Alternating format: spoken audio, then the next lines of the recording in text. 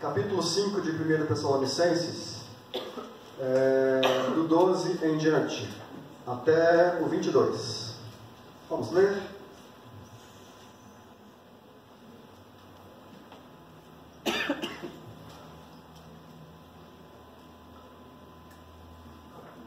Agora vos rogamos, irmãos, que acateis com apreço os que trabalham entre vós, e os que vos presidem no Senhor e vos admoestam, e que os tenhais com amor em máxima consideração, por causa do trabalho que realizam.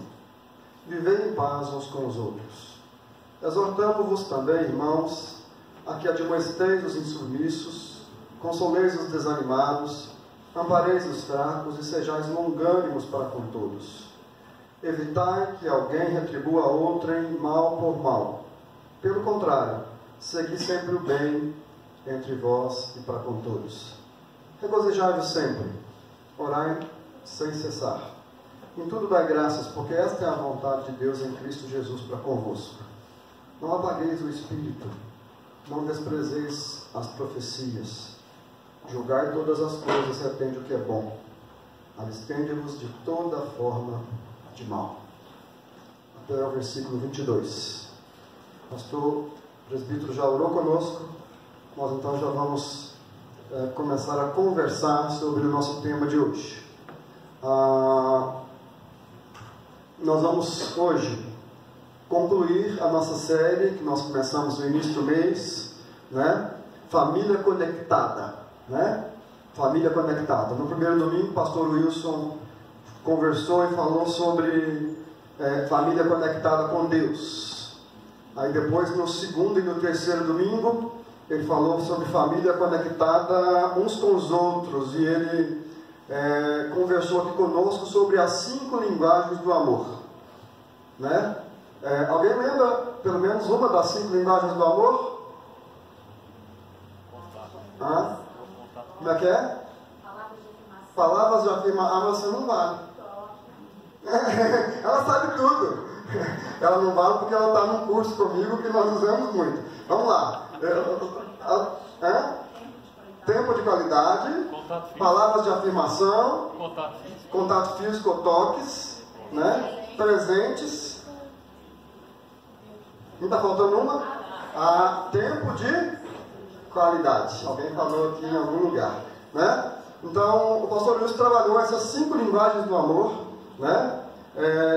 Que podem ajudar a família, quando o casal e quando os filhos conhecem sobre essas 5 linguagens do amor, isso pode ajudar na comunicação da família.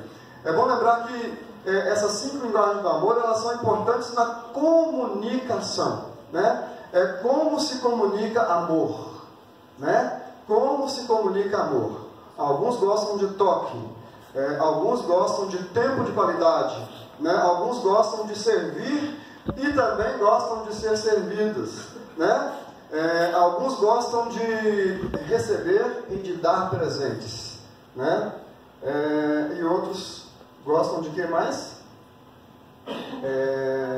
Tempo de qualidade, que eu não falei ainda, né? Acho que palavras de afirmação, elogios, né? Alguns gostam de elogiar e gostam de receber elogios. Eu sou um desses que gosto de elogiar e também gosto de receber elogios, embora eu, assim, fique meio que dando uma de muito humilde, né? Mas quando eu sou elogiado, eu gosto. Sabe? Mas aí a pessoa fala, mas a gente gosta. A Rosângela gosta de receber presente e gosta de dar presente. Eu tive que aprender a fazer isso. E foi assim uma caminhada longa para eu entender, né, que isso fazia parte da maneira dela receber e dela comunicar amor. E é interessante porque às vezes eu estou aqui e compro como é que fala? Um dropzinho, né? Antigamente falava drops, como é que fala agora? Uma bala, né? Uma balinha dessa aí, né? Levo para ela, nossa, você lembrou de mim, que legal. E ela guarda aquilo na bolsa, daqui a pouco ela pega aquilo e fala assim, ó, você me deu, ó. Né? É interessante, né? Compra, como é que chama aquela balinha lá? Tic-tac, né? Compra um tic-tac no mercado para ela. É fácil demais, gente. É fácil de agradar. De vez em quando tem que comprar umas coisas melhores, né? Mas... Então, é isso aí que nós vimos aí sobre uma família conectada, né? Uns com os outros, conversando e aprendendo a lidar com a questão das linguagens do amor. Se nós descobrimos isso, se nós conversamos sobre isso em casa, a qualidade de vida da nossa família vai ser melhor. Hoje nós vamos conversar um pouquinho, irmãos, nesse texto aqui, sobre família conectada pela fé, família conectada como igreja. Se eu forçar um pouquinho a barra, você não acha ruim não, tá? Pode ser que eu vá forçar um pouquinho a barra, né? Mas você não acha ruim não. Nós vamos ver que a igreja é uma família estendida, né? A igreja é uma família estendida e ela precisa desenvolver formas de como se conectar mutuamente, se conectar saudavelmente, né? E eu creio que esse texto ele nos ajuda um pouco sobre essa questão da conexão da igreja, né? A igreja como uma família que precisa desenvolver maneiras, formas, práticas de se conectar saudavelmente e se conectar com mutualidade. O apóstolo Paulo, na sua primeira carta aos Tessalonicenses, que é a carta que nós lemos, depois de desenvolver vários temas, ele, se você olhar a carta aí, voltar atrás um pouquinho, você vai ver que ele trabalha um pouco que aquele povo estava sofrendo, perseguição, e ele estava preocupado com aquele povo, e uma das razões dele escrever a carta porque ele estava preocupado, né? Ele trabalha aí alguns temas sobre a questão da volta de Jesus, a questão dos mortos, porque eles tinham uma esperança que Jesus fosse voltar muito rápido, e agora algumas pessoas estavam morrendo antes da volta de Jesus. E como é que ficariam essas pessoas? Né? E aí ele trabalha isso também, né? Trabalhando a questão da ressurreição, né? Ele vai trabalhando aí alguns temas, e entre eles, né? O tema da volta do Senhor, o tema da santidade, e ele encerra a sua carta com esses vários e diferentes conselhos que eram para ajudar a família estendida, ajudar a igreja a aguardar a vida de Jesus. Porque se você prestar atenção, grande parte do tema da carta está ligada à questão da volta de Jesus, né?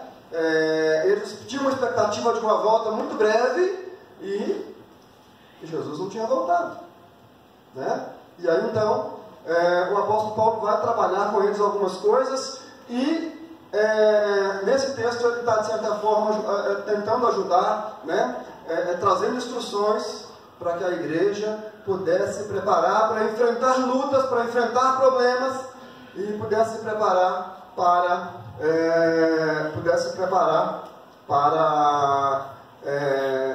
quem sabe uma volta de Jesus um pouco mais demorada do ponto de vista dos olhos humanos, né?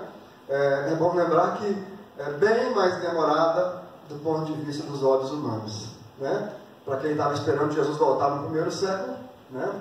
Nós já estamos no século 21, então a igreja estava sendo preparada para aguardar a volta de Jesus, né? Num tempo bem mais esticado, bem mais prolongado do que a fé naquele momento, né? Outra coisa importante também é para ajudar a igreja a se preparar para cumprir a sua missão, de promulgadora do Evangelho, de pregadora do Evangelho, de espalhadora da fé cristã e do Evangelho, né? Aí nós temos então, nesse sentido, eu quero tirar com os irmãos aqui 2 ou 3 lições. Por que eu falo 2 ou 3 lições? Porque se começar a demorar demais, serão só 2. Se eu começar a me empolgar demais aqui, demorar demais, eu vou parar na segunda, certo? Mas se der tempo, nós vamos ver a terceira lição. Eu falei para os irmãos que hoje eu estou bem tranquilo, né? Então, a primeira coisa que eu gostaria de ressaltar com os irmãos é que uma família conectada como igreja, ela precisa aprender a amar e respeitar a sua liderança. Se nós queremos ser uma igreja saudável, se nós queremos ser uma igreja que aguarda com paciência a volta de Jesus, se nós queremos ser uma igreja perene, uma igreja que vaza a história, que rompe a história, uma igreja que vai durar até a volta de Jesus, nós precisamos aprender a liderar, a respeitar a nossa liderança. Precisamos aprender a respeitar a nossa liderança. Versículos 12 e 13. Agora vos rogamos, irmãos, que acateis com apreço os que trabalham entre vós, e os que vos presidem no Senhor e vos admoestam, e que os tenhais com amor em máxima consideração por causa do trabalho que realizam. Vivei em paz uns com os outros. O que é que nós temos aqui? Eu creio, meus irmãos, que embora Paulo cite 3 tipos de serviços aqui, no versículo 12, né? Ele cita 3 tipos de serviço. Ele fala os que trabalham entre vós, os que vos presidem no Senhor e os que vos admoestam.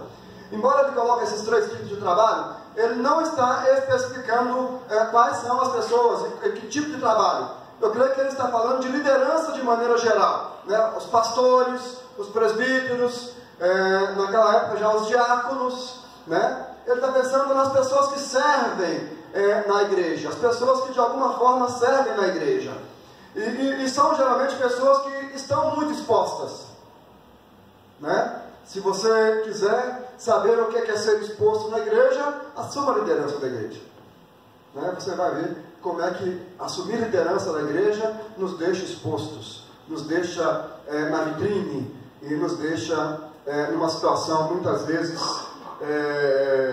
pesada frente às nossas responsabilidades, né? Então ele estava referindo a todos aqueles que de alguma forma servem na liderança da igreja do Senhor Jesus, né? Como nós já falamos.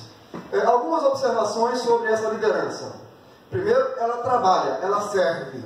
A palavra trabalho aqui tem a ver com serviço. E eu quero resgatar isso por quê?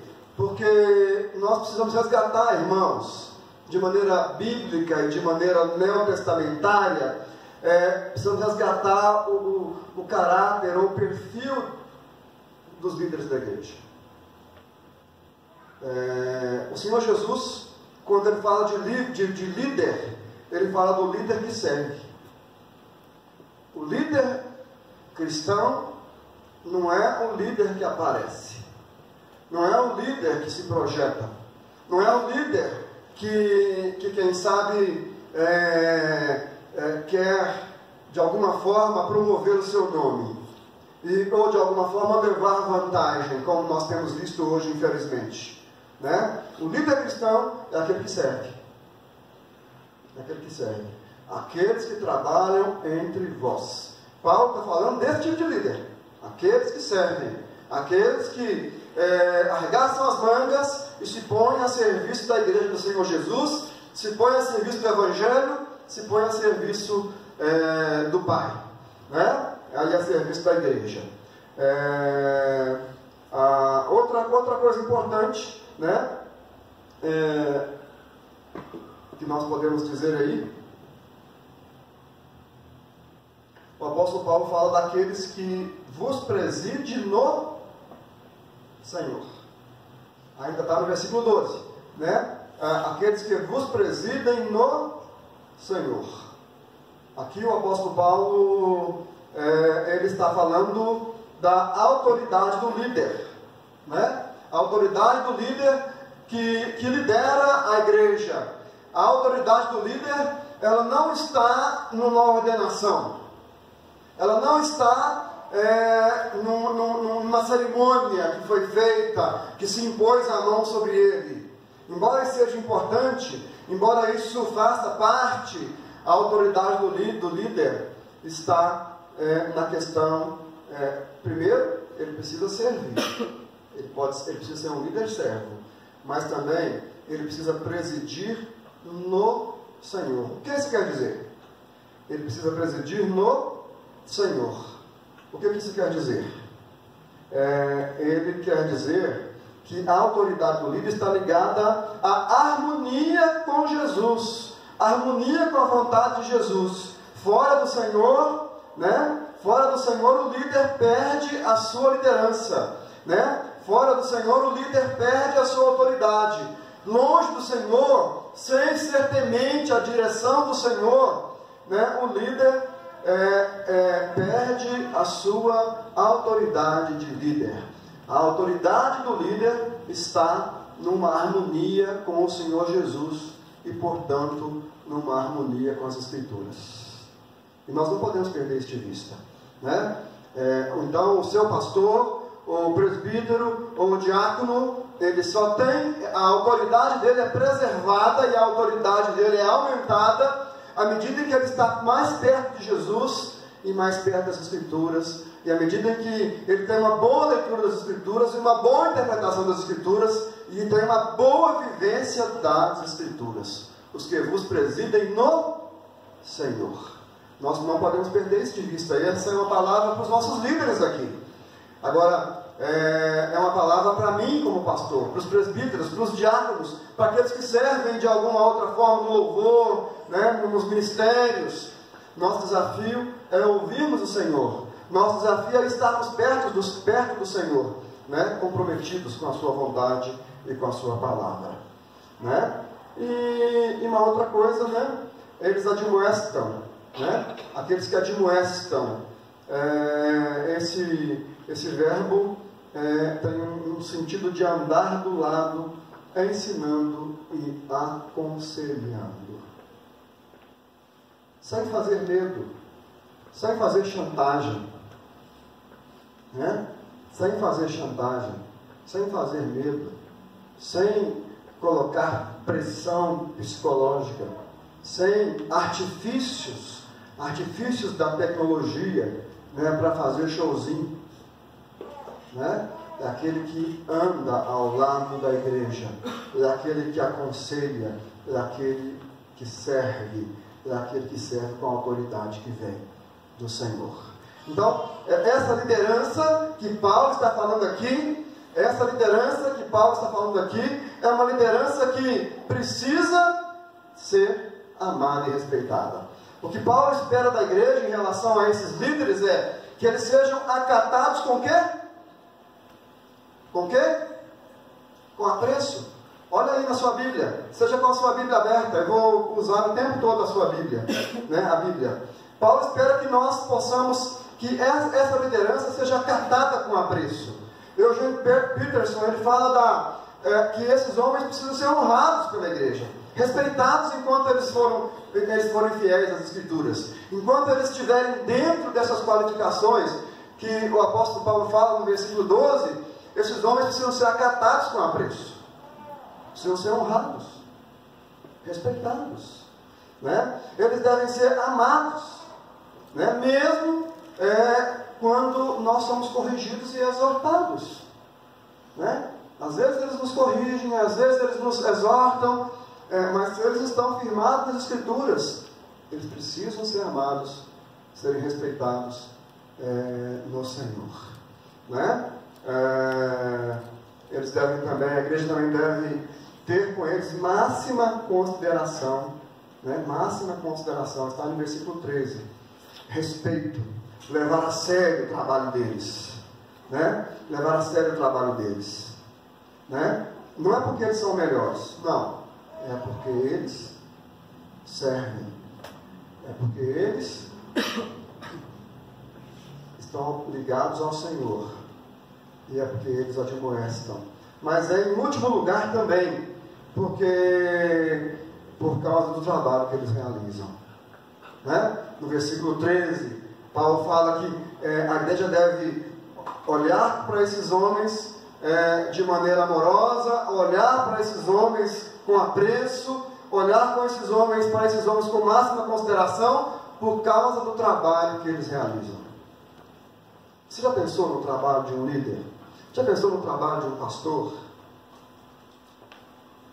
Você que de vez em quando gosta de comer pastor no almoço? Vocês conhecem isso? Essa expressão? Que de vez em quando as famílias comem pastor no almoço. Eles vão almoçar E aí um puxa um assunto e começa a criticar o presbítero, começa a criticar o pastor, e a gente vai comendo aquilo junto, né? Criticando. Você já pensou no trabalho do pastor? No trabalho do presbítero? No trabalho do diácono? No trabalho do líder? A gente já parou para pensar no trabalho que esse povo faz? Né? O trabalho do Evangelho, né? O trabalho do Evangelho consiste em algo. Será que o trabalho do Evangelho consiste em algo? Como é que eu diria? Eu vou falar assim, ó. O trabalho do pastor, o trabalho do líder é prazeroso. Sim, é prazeroso, mas nem sempre é prazeroso. Ao mesmo tempo, ele é de muito desgaste emocional. Ele é de muito desgaste emocional. É de muito desgaste espiritual. Né? Muitas vezes é uma luta contra o inferno. É uma luta contra o mundo secularizado. Né? É uma luta constante. E muitas vezes, sem glória, sem sucesso. Muitas vezes frustrante. Muitas vezes frustrante. Porque não depende só do pastor. Não depende só do homem. Se você quiser conhecer um líder bíblico frustrado, leia Jeremias. Leia o livro de Jeremias e você vai ver. Conheça um pouco de Isaías e você vai ver. Né? Muitas vezes o trabalho do líder cristão é um trabalho pesado. É prazeroso, sim, mas é um trabalho pesado. É uma pressão muito grande, de todos os lados. Né? De todos os lados. E a gente então, Paulo diz, é por causa do trabalho que eles realizam que nós precisamos cuidar deles. É por causa do trabalho que eles realizam que a igreja precisa cuidar deles. Precisa honrá-los, precisa respeitá-los, precisa tê-los em máxima consideração. Né? E Paulo termina essa parte aí dizendo que a igreja e a liderança, a igreja e a sua liderança precisam viver em paz. Ele termina aí dizendo, viver em paz uns com os outros. Se você prestar atenção, depois ele vai começar uma nova etapa, um novo assunto, né? O assunto da liderança termina aí no versículo 13, né? Então, quando ele fala viver em paz uns com os outros, ele não está falando só da igreja, ele está falando aí especificamente de que a igreja precisa viver em paz com a sua liderança. A igreja precisa viver em paz com a sua liderança. Esse é um desafio que nós temos, viver em paz com os nossos pastores, viver em paz com os presbíteros, né? Tratá-los com honra. Se você tem alguma crítica, se você tem alguma queixa, né? Leve o assunto para o pastor, leve o assunto para o presbítero, conversa com ele, faça perguntas, ao invés de chegar às vezes acusando, faça perguntas, né? Olhe para o seu pastor, trate-o com honra. Se a igreja quer prevalecer, se a igreja quer romper a história até a volta de Jesus, se a igreja quer ser uma igreja perene, nós precisamos aprender a respeitar, a amar e a tratar com consideração a nossa liderança. Essa é uma questão séria. Meus irmãos, eu sei que tem muitas pessoas que têm títulos de pastores e que não são pastores da igreja, são pastores de si mesmos. Nós sabemos disso. Nós sabemos disso. Mas há muitos homens ainda, pastores e presbíteros, que têm dedicado a sua vida ao trabalho do Senhor. E nós não podemos tratar esses homens com falta de dignidade. Eu creio que a igreja de Franca precisa aprender a cuidar melhor dos seus líderes. A igreja de Franca precisa aprender a cuidar melhor dos seus líderes.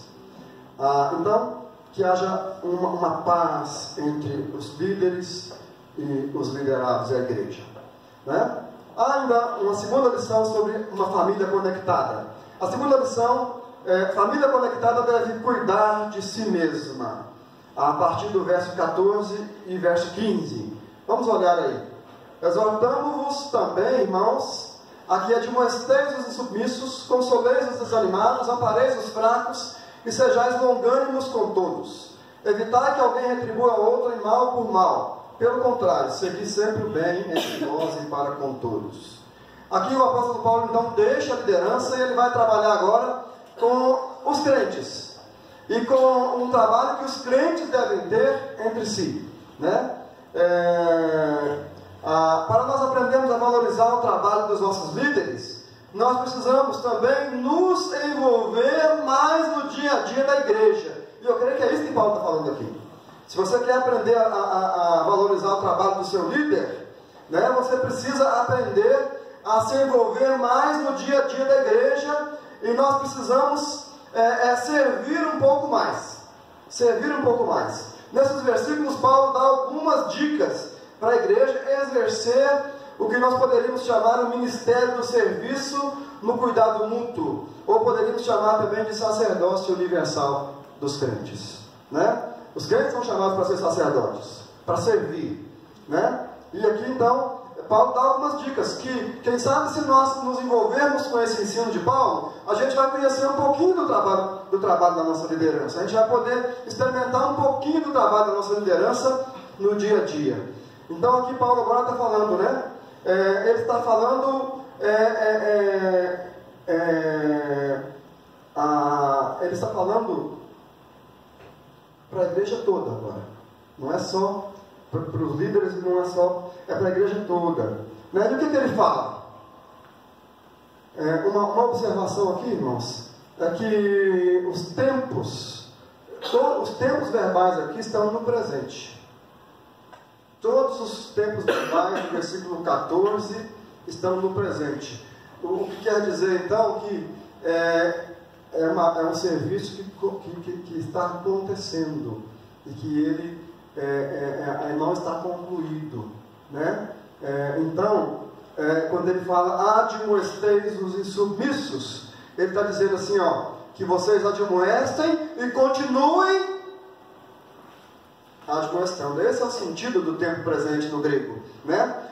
Que vocês admoestem e continuem admoestando, né? Quando ele fala, por exemplo, ainda no verso 14, consoleis, que vocês consolem e continuem consolando, né? O tempo presente é uma obra, é um tempo em que a ação ela não está acabada, ela está acontecendo, né? E que a gente precisa continuar fazendo isso, né? E Paulo fala aí de pelo menos 6 recomendações. Eu preciso correr aqui por causa da questão do nosso tempo, né? Eu preciso correr por causa da questão do nosso tempo.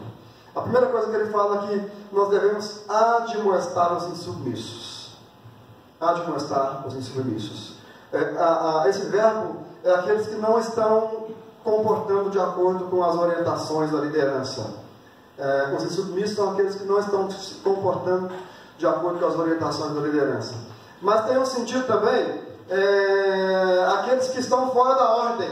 É um termo do exército, quando o exército forma as fileiras, né? Os insubmissos são aqueles que não ficam na fileira, aqueles que estão fora da ordem.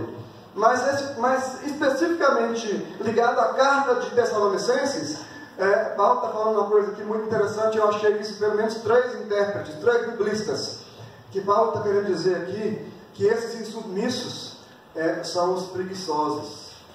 São os preguiçosos. Tinha uma turminha que achava que Jesus ia voltar muito cedo, e eles então não queriam mais trabalhar. Eles não queriam mais trabalhar. E se você pegar a carta de Tessalonicenses e começar a ler, você vai ver isso. Você vai ver isso de maneira clara aqui atrás, para trás aqui na carta de Tessalonicenses, né? No versículo, no 4:11,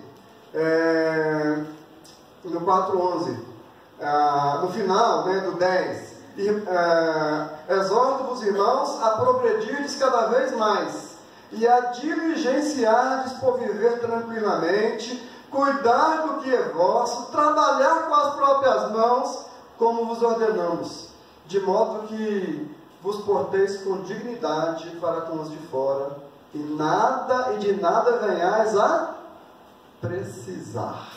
Né? Então, alguns intérpretes querem dizer que, na verdade, o que Paulo está dizendo aqui é que algumas pessoas estavam precisando ser exortadas a voltar a trabalhar, porque Jesus ainda não ia voltar tão cedo. Então, algumas pessoas tinham parado de trabalhar e agora estavam dando trabalho para a igreja, porque a igreja precisava ficar ajudando aquelas pessoas. E Paulo fala, olha, vocês têm que trabalhar e vocês têm que ter o suficiente para vocês viverem, para vocês ajudarem os outros. A igreja, né, os crentes precisam ser exemplo. Né? Então, Paulo está pedindo à igreja para cuidar disso, né, que vocês admoestem uns aos outros e admoestem os insubmissos, né? Aqueles que precisam ser aconselhados para abandonar esse estado de letargia e de preguiça e voltar a produzir alguma coisa que traga bênção para a sua vida e para a vida de outros, né? E ainda no versículo 14, Paulo diz: consoleis os desanimados, né? Ele fala para a gente consolar, para a igreja, consolar-se mutuamente aqueles que estavam desanimados, né? Incentivar, animar os que estavam desanimados. Esse consolar é incentivar, animar, pôr do lado para poder caminhar junto com ele. Aqueles que estão desanimados com a vida, aqueles que estavam desanimados com a fé cristã, né? Os desafios, as derrotas, as lutas, tantas vezes nos deixam desanimados. Isso é assim até hoje, não é assim conosco também? Os desafios, as lutas, tantas vezes nos deixam desanimados. E muitas vezes nos deixam sem motivação e às vezes até depressivos. E nós precisamos cuidar e continuar cuidando uns dos outros, né? Até quando Jesus voltar, né? Até quando Jesus voltar. E é interessante porque algumas pessoas estavam desanimadas justamente por isso, porque tinham criado uma expectativa que Jesus voltaria muito cedo e Jesus não tinha voltado ainda. E aí alguns estavam desanimados. E Paulo está dizendo, olha, nós precisamos cuidar uns dos outros e pastorear essa turma, para que essa turma tenha a sua fé revitalizada. Você conhece alguém que está desanimado? Você conhece alguém que precisa ser revitalizado?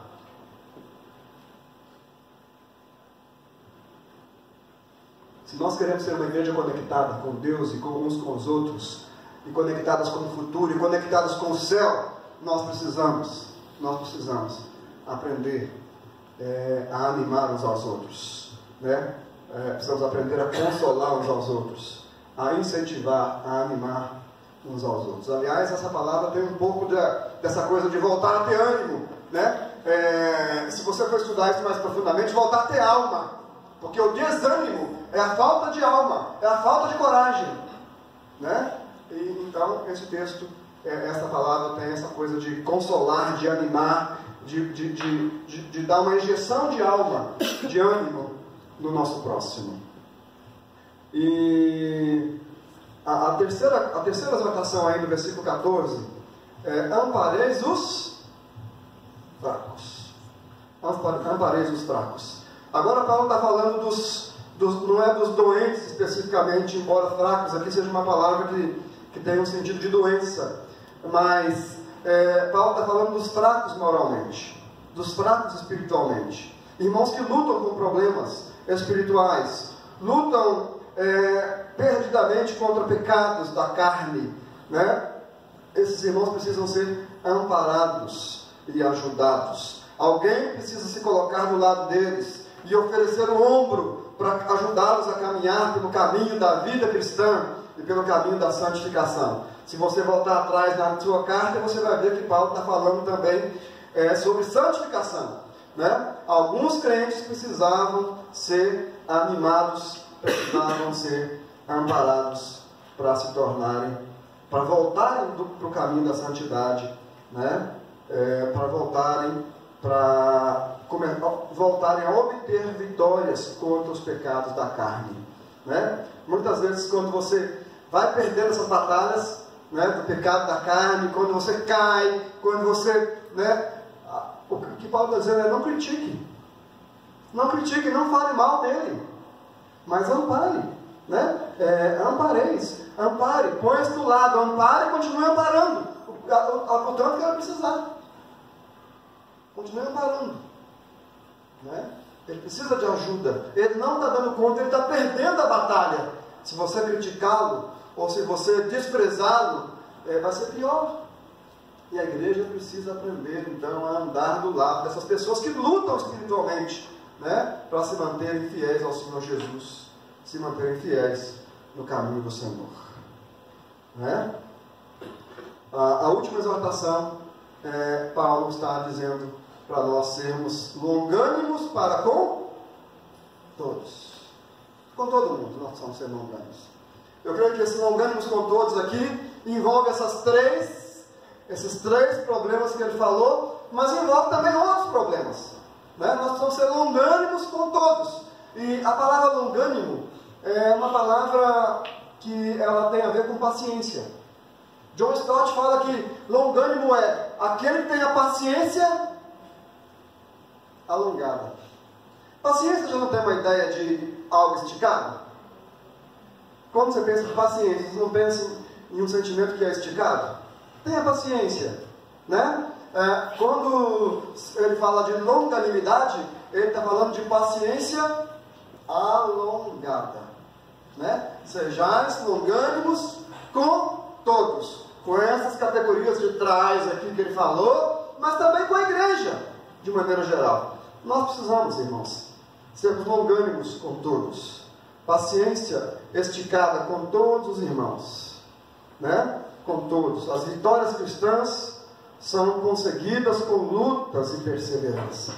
A maturidade cristã, ela é um processo, portanto, ela não acontece de uma hora para outra, né? Eu fico preocupado quando alguém, a pessoa se converte e logo quer parecer que é muito madura, quer parecer que é muito segura. Eu fico preocupado, porque isso geralmente não é algo muito natural. A vida cristã é uma vida de crescimento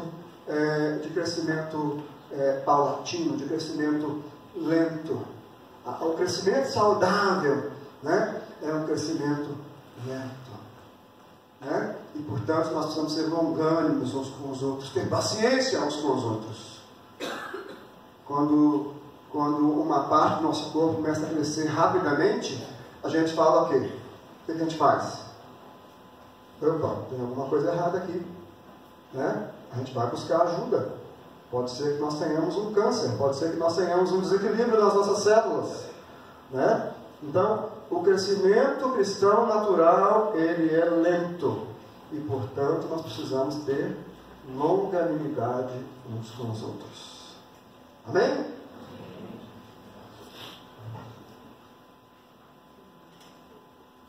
Há uma outra recomendação ainda, né? No versículo 15. O que ele diz? Evitar que alguém retribua a outrem mal por mal. Pelo contrário, segui sempre o bem entre vós e para com todos. O que Paulo está dizendo aqui? Especificamente, o que Paulo está dizendo aqui? Primeiro, ele está dizendo que nós vamos ter problema na igreja. Problema de relacionamento. Por quê? Se eu não posso atribuir mal com mal, então é porque, se eu não posso, é porque certamente tem pessoas que em algum momento me ferem, em algum momento te ferem. Na vida da igreja, de maneira natural, nós todos ainda somos imaturos, estamos caminhando, vai haver momentos em que nós vamos ferir uns aos outros. Vamos ferir uns aos outros. E o que Paulo está dizendo é que nós não devemos nos vingar, né? O perdão deve ser um estilo de vida constante na vida da igreja. Todos nós somos falhos, todos nós somos pecadores, e na verdade nós só somos cristãos porque um dia nós admitimos que nós somos falhos. Eu tenho falado, né, que a vida cristã é a vida dos humildes, né? Ser cristão é dizer que você não dá conta. Ser cristão é dizer que você entende que você é falho, que você precisa de ajuda, da ajuda de Cristo para ser perdoado, da ajuda de Cristo para ser redimido, né? Mas nós precisamos ajudar uns aos outros. E o perdão, meus irmãos, precisa fazer parte da vida cristã. E eu fico muito triste quando eu vejo irmãos que têm dificuldade de perdoar. Quem foi perdoado de uma grande dívida, precisa perdoar as ninharias da história da sua vida. Quem foi perdoado de uma dívida impagável, que Jesus pagou por ele, precisa perdoar as ninharias da vida, da nossa vida. Porque o que é a ofensa que alguém me faz comparada com aquilo que eu fiz a Jesus? E aquilo que Jesus fez por mim?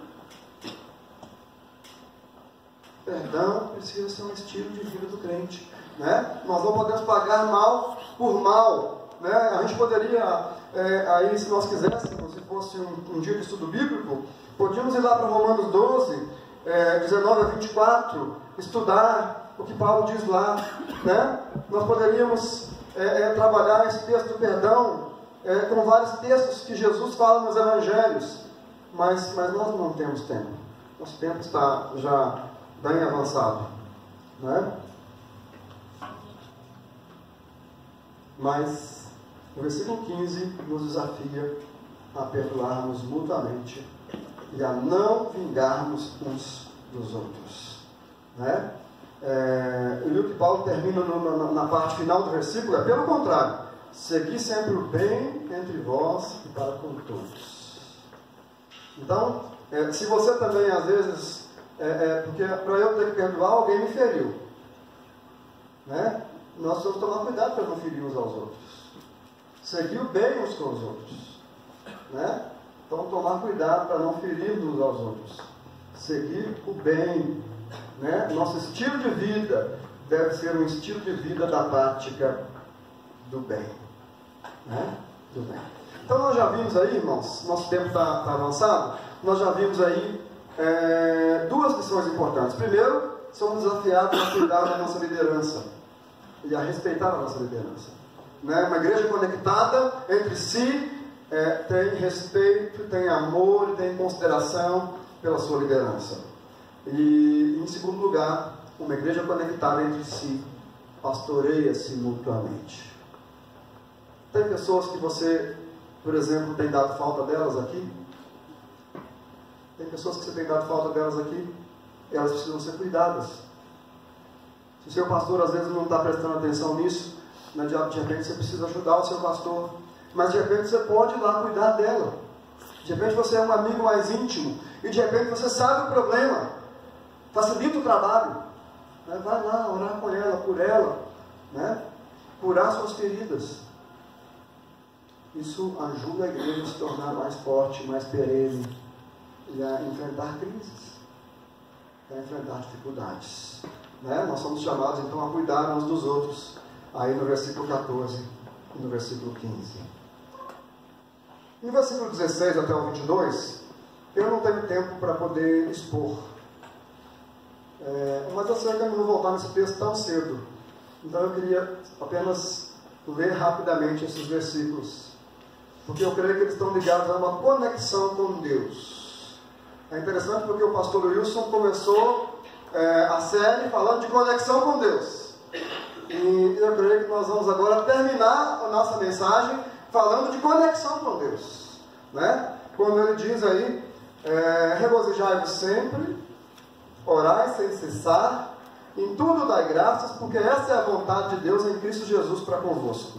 Não apagueis o Espírito, não desprezeis as profecias, julgai todas as coisas, retende o que é bom, abstende-vos de toda forma de mal. Se for expor isso aqui rápido, né, expor mesmo que rapidamente, vai demorar muito, né? Mas aqui Paulo está dizendo de conexão com Deus agora, né? Nós terminamos a nossa série de mensagens num desafio à nossa conexão com Deus. Regozijai-vos sempre. Como é possível? Como é possível que o crente se regozije sempre? Como é possível o crente regozijar sempre, se alegrar sempre? É possível? É possível que o crente se alegre sempre? Depende. Mas o apóstolo Paulo diz em Colossenses capítulo 4, versículo 4, diz: alegrai-vos sempre no Senhor. Outra vez vos digo, alegrai-vos. Onde está a alegria do crente? Do Senhor. Está no Senhor. Se você deixar que os seus olhos se desviem do Senhor, você vai começar a ver os problemas, e a tristeza vem. Mas se você enfrentar os problemas com os olhos fitos no Senhor, você vai ser alguém menos depressivo, menos triste, menos desanimado. Guarde isso no seu coração.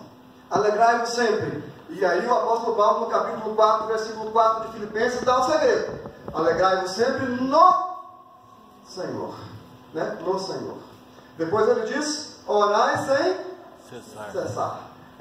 Essa é uma chamada. Nós vivemos num mundo perdido, meus irmãos. Nós vivemos num mundo perdido. Nós vivemos num mundo caído. Como é possível um cristão e uma igreja viver sem oração? Aliás, eu queria fazer um apelo. Né? Nossas reuniões de oração deram uma boa esvaziada. E eu gostaria de fazer um apelo. Você, por que você deixou de vir à reunião de oração? E você que ainda não veio, por que ainda não veio? Né? Está estudando? Tá bom, está estudando. Então ore conosco lá. Né? Ore por nós e conosco lá no estudo. Está trabalhando? Tudo bem, está no trabalho. Mas se você está em casa, venha. Pegue a sua bicicleta. Pegue o seu carro. Aliás, mineiro de bicicleta mais. Tenha paciência, Jamar. Né? Pegue o seu automóvel, venha. Venha orar conosco. Né? Então, o apóstolo Paulo está dizendo orar sem cessar. Né? Se você for lá para Filipenses capítulo 4, lá logo após o versículo 4 também, ele está falando de oração.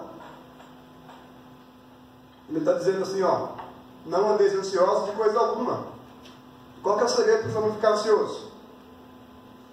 Antes, apresente a sua ansiedade diante de Deus pela oração, pela súplica com ações de graça. Né? Então, o apóstolo Paulo está trabalhando bem essa questão da oração. Né? A oração é um recurso para poder vencermos as ansiedades da nossa vida. Né? É bom lembrar que quando eu estou orando, eu estou voltado para onde? Quem ora está conectado com quem? Com Deus. Com o Pai. E isso nos traz alegria, e nos traz esperança. Né? Essas coisas vão se fechando aqui entre si. Né? No verso 18, ele nos convida à ação de graças. Né? E ele está dizendo aqui no verso 18 que Deus deseja que nós reconheçamos as bênçãos de Deus na nossa vida.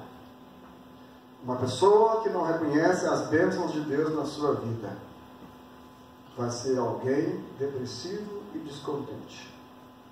Você quer vencer a sua ansiedade? Você quer vencer o seu descontentamento? Aprenda a reconhecer as bênçãos de Deus na sua vida. Em tudo dai graças. Esta é a vontade de Deus em Cristo Jesus para conosco. Né? Deus quer que nós, através de Cristo, sejamos gratos. Por causa de Cristo, sejamos gratos. Por causa da obra de Cristo, sejamos gratos ao Senhor. Em tudo dai graças, porque essa é a vontade de Deus em Cristo Jesus para conosco. E aí nós temos a recomendação do verso 19: não apagueis o Espírito.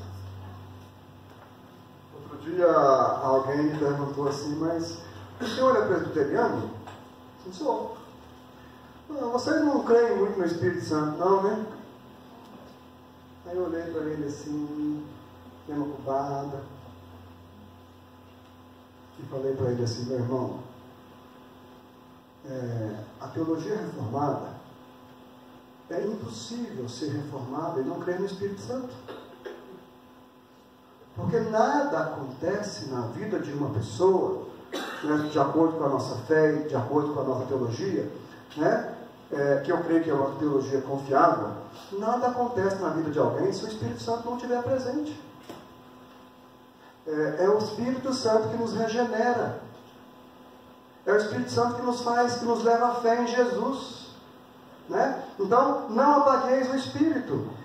Como cristãos pregando, é isso que vai nos levar à presença de Jesus. É Ele que vai nos fazer lembrar dos ensinos de Jesus na hora das provações. É Ele que nos anima, é Ele que nos leva aos pés da cruz. É Ele que nos leva a orar. É Ele que nos leva a perseverar. É Ele que nos leva a estarmos com a nossa esperança conectada com os céus. Conectada com os céus. né? Não apagueis o Espírito. Nós somos cristãos, e para ser cristãos nós precisamos estar conectados à obra do Espírito Santo. Sem o Espírito Santo não há vida cristã, né? Também sem ele não há profecias, né? Não desprezeis as profecias, né? Aqui, só isso aqui, esse versículo dá um estudo de algumas horas, se a gente quiser, né? Só esse estudo dá só esse versículo, né? Não desprezeis as profecias, né? A profecia faz parte da vida cristã, né? Não há vida cristã sem a profecia, não há vida cristã sem o Evangelho, sem as Escrituras, né? Isso pode ser que em alguns momentos, e eu creio nisso, que o Espírito Santo pode se revelar a alguém no momento especial, pode se revelar a uma igreja no momento especial. Está fazendo isso todo dia? Eu não tenho visto, mas ele pode. Agora é interessante porque o apóstolo Paulo, mesmo que fala para a gente não desprezar as profecias, ele está dizendo: julgai todas as coisas e retende o que é bom. Ele está se remetendo a 1 Coríntios capítulo 14. Se alguém tem profecia, ele fala, e os outros o quê? Alguém lembra desse texto? Um fala da sua profecia, os outros julgam. Bom, pegar a profecia que foi falada, pegar o ensino que foi falado e levar para a Escritura. Vamos ver se isso é de Deus. Vamos ver se essa palavra é de Deus, né? Então, é uma igreja conectada com o Senhor, é uma igreja que está atenta às profecias, mas também está atenta ao julgar das profecias, né? E ele termina dizendo: retende o que é bom. Por que Paulo está dizendo isso? É porque certamente algumas profecias não eram. Havia um engano. Podia ser um engano casual, um engano sem má fé, né? E poderia ser também engano acompanhado de má fé. Mas o que Paulo está dizendo é: retende o que é bom da profecia e abstende-vos de toda forma de mal. Uma igreja conectada com o céu trabalha bem essas recomendações do final do capítulo 5, do verso 17 até, aliás, do verso 16 até o verso 22. Alegria, oração, gratidão, sensibilidade ao agir e ao mover de Deus e do seu Espírito no meio da igreja. Nós vamos terminar. Como é que isso é possível? Como é que isso é possível? Como é que é possível uma igreja lidar bem com a sua liderança com respeito e com dignidade? Como é que é possível uma igreja cuidar bem de si mesma, pastorear bem a si mesma? E como é que é possível uma igreja estar conectada com esses ministérios do Espírito Santo? Eu diria para você que, rapidamente aqui, o versículo 9.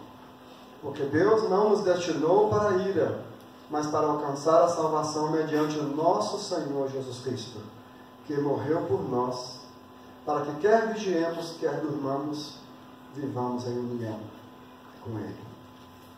É o sangue de Jesus, é a vida de Jesus, é a morte de Jesus, é a ressurreição de Jesus, é a obra de Jesus que tornou possível que a igreja pudesse existir, servir nesse mundo e aguardar resistentemente, resilientemente a volta do Senhor Jesus.